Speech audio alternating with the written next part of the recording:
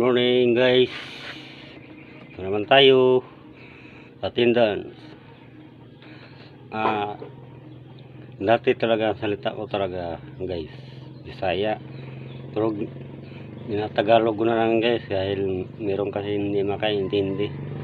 Kasi dati man talaga natin lingwahe yung Bisaya, pero mas mabuti Tagalog talaga natin salita para maintindihan ba ng lahat, kasi yung iba hindi makaintindi sa salita ng Bisaya, di ba? Kaya ganun, kahit kayo diyan mga vlogger, maglipat na kayo ng mga salita kahit kunti Tagalog, pwede naman yun para makaintindi ang manunood sa video nyo. Kaya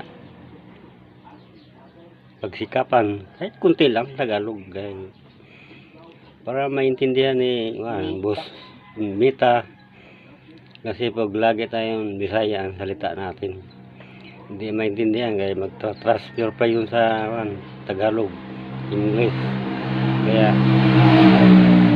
pagsikapan natin para maintindihan, kasi